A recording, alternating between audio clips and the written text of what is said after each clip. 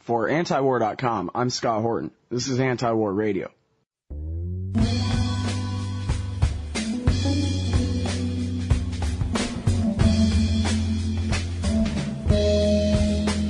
I'm happy to welcome to the show Adam Kokesh. He's running for Congress as a Republican, but he claims to be anti-war. I guess we'll see. Welcome to the show. Hey, thanks for having me on. Well, let me tell you here. Oh, first of all, thank you very much for coming on. I'm happy to have you here. I completely failed. The first half hour of this show today, I tried for, well, at least 20, 25 minutes to convince the head of Code Pink, the co-founder of Code Pink, to support immediate withdrawal from Afghanistan. And I wonder, what was it that I didn't say? What was bad about my argument? What was it that she needed to hear to understand that we should have left Afghanistan a long time ago, and we meaning the U.S. military, needs to leave there right now? Adam? Wow. Was this Medea? Afraid so. Wow. And she's not supporting immediate withdrawal from Afghanistan. The real point is, why wasn't I able to convince her? What's the right argument? What is the right argument, Adam? Well, you know, I'm really shocked to hear that about Medea, because it was one of the things that I really have appreciated, and I have run into members of Code Pink and spent time with them in D.C. when I was living and working there with the Iraq Veterans Against the War, and a lot of them were really truly principled on the concept of non-interventionism, that the military solution is never the moral one. And I'm really shocked to hear that. But you know, it was great to have a chance to talk philosophy with some of those ladies at one of their potlucks in D.C. And for all the people that are got involved in the anti-war movement, because they see what our foreign policy is, they see the kind of pain and suffering that it leads to, and see something and they want to get involved, and then they end up with a group that has more of a left-leaning slant that depends on violence and force of government to solve problems outside of our foreign policy rather than inside the country and our domestic policy. It was great to be able to talk philosophy with them, and a lot of them were really open to that libertarian position, the idea from the philosophical axiom that aggressive use of force is morally wrong. And I was able to get really far going, get coming from that point. I don't know, did you try that angle? No, we didn't do the non-aggression. Well, I mean, there was a distinction in there somewhere between Iraq and Afghanistan, and that somehow there was at least perceived to be a legitimate excuse to invade Afghanistan in the first place. But then when I brought up that was no longer valid, which I would have thought rendered it as the same argument as the Iraq argument, I don't quite remember what her answer was, but it wasn't. Yeah, exactly. So... Well, I don't know. I mean, and this is the thing, too, especially if you're running as a Republican, you've got to really be able to say, listen, we've got to get out of Afghanistan for the following reasons and go until they're done listening, right? Yeah.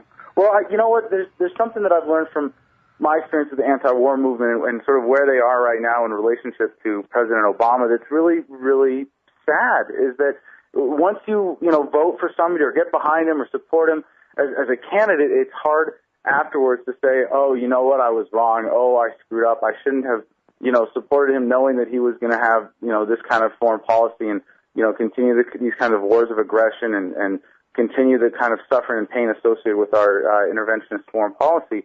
And that's kind of, there's an interesting psychological process there going through most of the anti-war movement leadership. And at first there's kind of a disbelief, like, wait a second, I thought Obama was a peace candidate. And then there's a great reluctance, and then there's a denial, like, well, I guess he still is, but this is different, and it has to be different because it's Obama and he's a good guy, and he wouldn't, he would never do anything to lead us astray, right? And then then there's kind of a frustration and going, well, wait a second, it's almost like the 6 stages of grief that you go through in the 6 stages of disillusionment when, oh crap, I thought I was supporting an anti-war president and I was wrong. And there's a lot of reluctance there, and there's a lot of rationalization. Well, he's got to be better than Bush, and he's got to be better than McCain. Well, you know what? It doesn't matter, because if you're standing on principle, you have to recognize that he's still just as wrong, just as criminally liable, and just as morally reprehensible as any other U.S. president who started or continued a war that was not justified. All right, pardon me for being jerky, but I didn't get much sleep last night. I like what you say, but you still ain't answering my question. What did you do wrong? No, well, I want to know what you would have said instead. What's your argument? How do you win your argument that we got to end this war, man? I'm sorry for not being clear. It probably is more my fault than yours here. No, it's all right. It's all right. In the case of Afghanistan, the argument that I've been using that I really like here in New Mexico and running for Congress, especially in working within the Republican Party, calling them back to their roots, calling them back to core principles, many of them are deeply in touch with the political connection and their Christian values. And so I like to use the Christian just war the theory. Republican Party was founded in war. Which principles are we getting back to now again?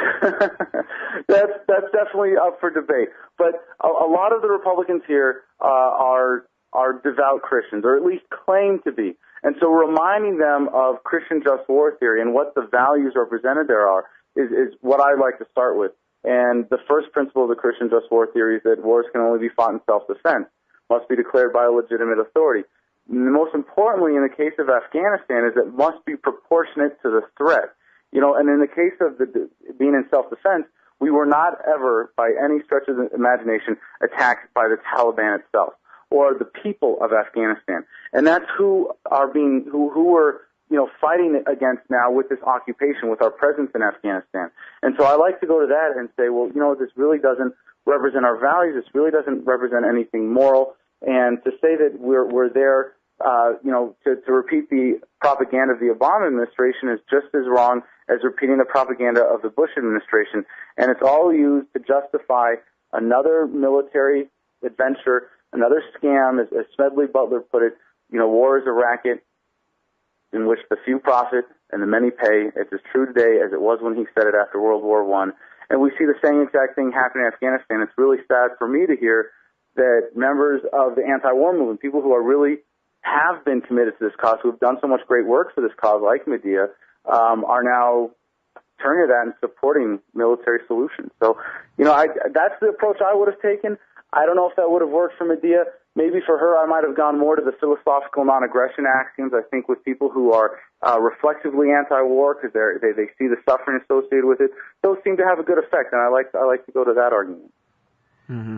Well, now, what about the conservatives? Obviously, you tell them, hey, I'm a veteran, so I know of what I speak, so at least they got to give you a break and listen to you for a minute, right? Yeah, absolutely. And after Christian just war theory, the next thing for me is, well, what is nation building? This is a liberal concept that, even though we have these big government institutions here in the United States that are theoretically designed to accomplish their stated objectives that fail so miserably, somehow, despite that reality, we can take the U.S. military, which is the best in the world at blowing things up and killing people, we can put it on the other side of the world and have it create big government institutions, and that's somehow going to work for people that we don't even understand because they're not Americans. They come from a totally different religious and value-based system than ours. And this liberal concept of nation building can only come with the arrogance of someone who thinks that their use of aggressive force is somehow morally right, or that they can have a moral authority to dictate what people are doing on the other side of the world. Mm-hmm. And that usually gets through to them when they associate occupation and what we're doing over there with big government. They go, oh yeah, that's not really conservative, is it?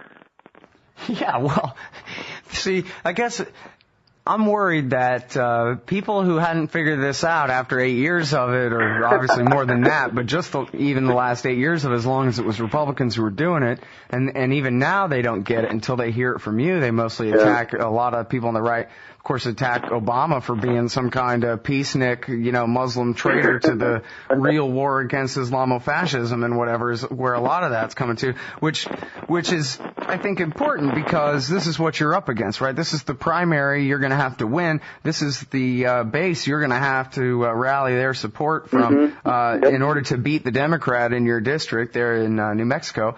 And in order to do that, you're going to have to appeal, you're going to use just war theory to appeal to people who've abandoned religion, who've abandoned the Constitution, any semblance of the rule of law, of federalism, of private property rights, also that they can support and cheerlead for torture and for unlimited warfare. And they've had a history of 8 years of demanding torture. Now, how the hell are you going to get people like that to make you their leader in the Republican Party, Adam? Seriously. Well, I got to say, I really think you're not being fair to the Republican grassroots, and there is a huge disconnect. I'm really learning this as I get around the district here.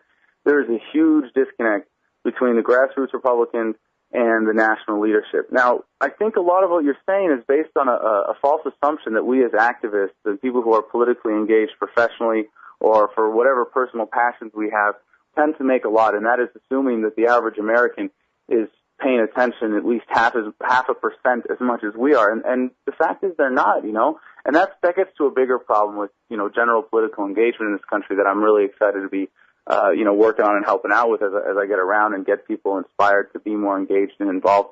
But these people haven't abandoned those values. They haven't abandoned those principles of the Constitution. They just need to be reminded of them and, be reminded to question and say, hey, you know what? It's not American to repeat propaganda. It's not American to obey without question. It's not American to simply go along to get along.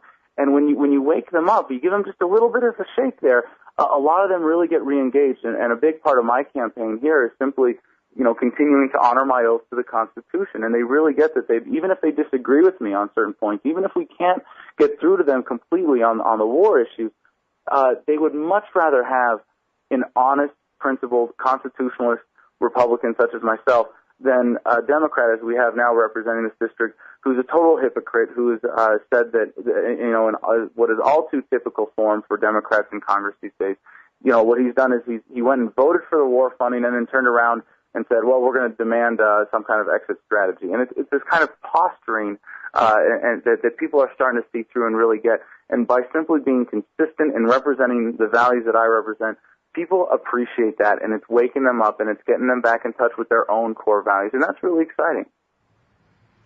All right, now, what's your position on American forces throughout the world? There's, at least according to the latest count from the best journalists I know, David Vine, the author of Island of Shame, about Diego Garcia. He says there are more than 1,000 American military bases in other people's countries on this planet.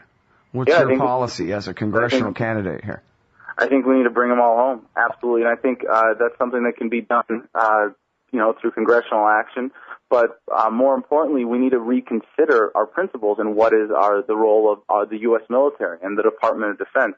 And what I'd really like to see is a complete restructuring of the U.S. military. And I'm not proposing anything immediate or drastic, but at least I want to get the discussion going and get people started thinking on this level, because our founders warned us about the dangers of a standing army, and that's what we have. What I'd like to see us do is bring the troops home and transition to a more reserve-based system where we have, the Navy and Air Force and maybe Marine Corps attachments are a larger proportion of the military, and the standing army part, goes away. We have more of a basis in reserves, and really make sure that our mission is always defense, not policing the world or managing crises or humanitarian interventionism or, fighting terrorism through occupation, which is an absurd idea where we're obviously, as I learned from my experience, we're making enemies faster than we can kill them, and that needs to stop. Mm-hmm. All right, well, so now let me make like National Review and say, naivete and dangerous world and dangerous foreign countries and Islamo-fascist terrorism, and you're an isolationist and you really just don't know what you're talking about. The world you describe, where America doesn't occupy the world, is a world where the rest of the world itself is perpetually at war against poor defenseless us. It's really sad that we have to step back when we get questions like that and explain the difference between isolationism and non-interventionism, and just be really clear. Non-interventionism means we're not going out with our military. We're not aggressively using force. Whereas isolationism is our corporations, our private citizens, people who can engage in trade are isolated and kept from engaging internationally. But what our founders advised was a foreign policy of friendship, free trade, commerce, engagement of that nature with all nations and entangling alliances with none. I really stand by that. I think that's the only kind of foreign policy that reflects those values. And so when you get a question like that, you have to wonder, is the person asking this deliberately putting forth this kind of propaganda or furthering this, or do they really want to know the difference? Because for most people, when you break it down like that, they go, oh, so that's what you mean. And it's really a simple matter of education, and it cuts right through it. But unfortunately, as you know, we have a military-industrial complex. We have a system of corporatism that exerts an incredible amount of influence and control, not just over our government, but over the channels of communication, the media in our society. And that leads to a lot of misinformation and deliberate miseducation, spreading of propaganda that furthers this kind of myth that if the U.S. doesn't have its military all over the world, that it's all going to fall apart. And it really reflects either, propaganda designed for profit and for, a select few who benefit from war and that kind of interventionism. But it also reflects, and I think propagates, what's much more dangerous is a really kind of distorted American exceptionalism based on an arrogance that really distorts a lot of average Americans' view of the world and America's place in it, because they're not given an honest look at international affairs today. Tell me about Iraq.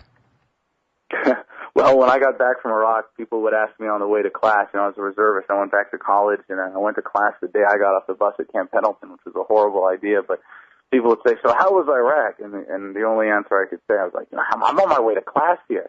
You really want me to sum up the most intense experience of my life in 5 minutes? Give me a break. So I would just say hot, dirty, and dangerous.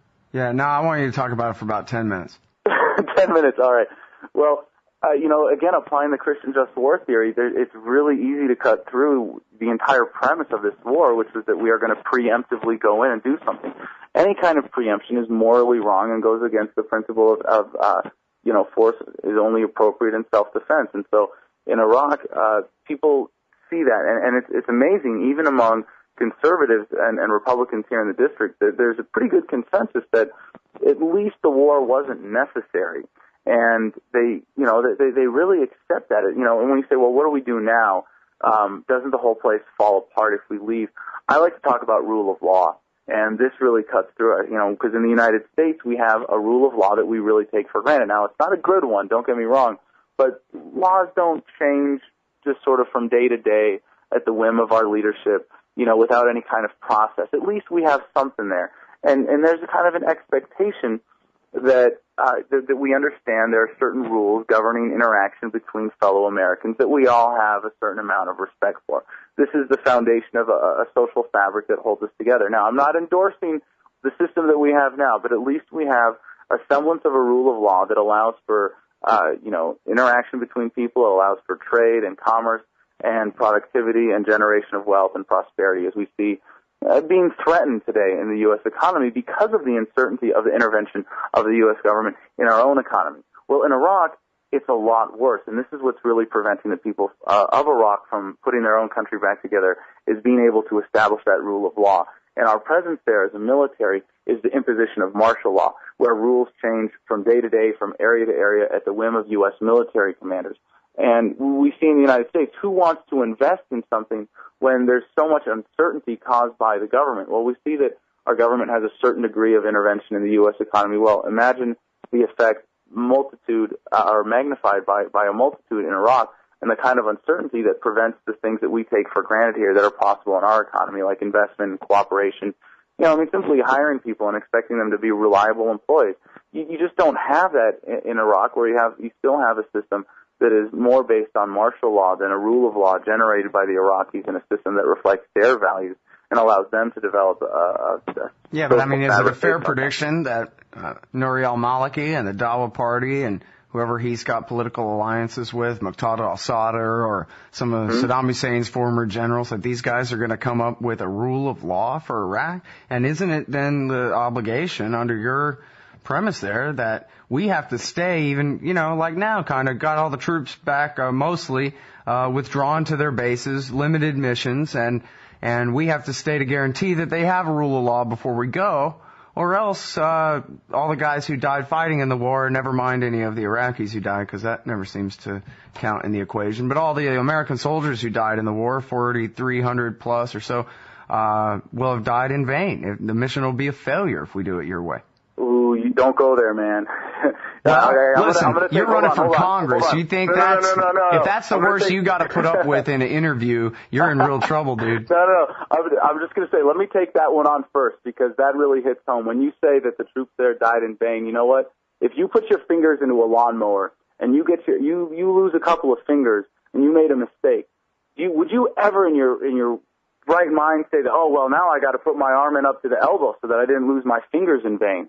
You know, and to think that we're just going to have to lose more troops and we're going to have to put more Americans in harm's way because of they died in vain argument, that is so absurd. I know that's not coming from you personally, but I hear that, and that really does get me somewhere. That really evokes a certain passion in me, because I saw friends die in Iraq, and I know that they died because of lies. I know that they died not doing anything that made the United States safer. And they died for the best of intentions for themselves, and they died for what they believe was a noble cause, and that deserves to be respected. But to say that because they died because of a mistake, we have to send more troops to die for a mistake is absurd. But back to the premise of the question about the representation that we see in the leadership of Iraq right now, well, all of that is contingent upon the influence of the U.S. government and the U.S. military. So to think that Maliki or anybody else in any kind of position of leadership in Iraq is a good representation of the will of the Iraqi people is absurd. And to think that the elections there were uninfluenced by the United States, of course, is a joke. So, or even that the people that were elected aren't free of American influence is ridiculous. So, part of the concept of non-interventionism is more than just taking our military back to the bases or even back to the United States, but really not using our power that we have through our military, through our, being able to bully other countries into certain action or to bribe them. I mean, it's been our foreign policy since World War II, the bomb or the bribe. And all of those interventions in internal affairs of other countries inevitably lead to bad governance and more human suffering and poor representation and the kind of stuff that you see going on there. So I'm in no way saying that our immediate withdrawal will lead to rule of law being, happening immediately because the Iraqis have such a great system of government in place, but that it will create the space in which they can do that for themselves. And, that process is going to take as long as it takes them. I mean, after the American War for Independence, it took us a while before we had a constitution ratified and had some kind of rule of law established for ourselves here. So you can't expect that to happen immediately, and I don't either. But what we can immediately do is get out of the way of that process and allow it to happen naturally for the Iraqi people, by the Iraqi people. It's Anti-War Radio. I'm talking with Adam Kokesh. I know you're a member of Iraq Veterans Against the War and Veterans for Peace. You obviously talk a pretty good game. You're a natural anti-war leader, according to all the kiddos on Facebook, at least, no doubt about that. So why do you want to run for Congress? I mean, let's not pretend and be naive here and whatever. If you want to be a congressman, and particularly if you want to stay a congressman, you got to compromise, and you got to end up turning into an evil person. Just look at all 535 of them up there. And so, what's the point of that? Because all of them think it would be worse if they weren't there, though, to do the things that they think are right. All of them rationalize it that way to themselves. What says you're going to be any different than them? Seriously, you're going into politics here. I mean, if I didn't think it was possible to win this one on principle, I wouldn't be doing it. If I didn't think it was possible to hold that office and without holding on to my integrity, I wouldn't be doing it. And I got to say, if I'm not in jail or we're halfway to revolution by the end of my first term, I'm probably not doing my job, because that's what I'm in this for. It's not about holding the office. It's not about taking the power. It's about the revolution that is happening in this country and doing everything I can to support it, be a part of it, and champion the philosophy behind it. Because that revolution is a paradigm shift. It is a revolution of values, a revolution of thought, and a revolution of approach to what government is in this country. And I think that by my engagement in the political process and becoming a part of the system, I can carry this message into the belly of the beast. I can make real change happen. And if I can't, I'm going to die trying. All right, everybody, that's Adam Kokesh. Check out the website. It's kokeshforcongress.com. Thanks very much for your time on the show today. Thanks, Scott.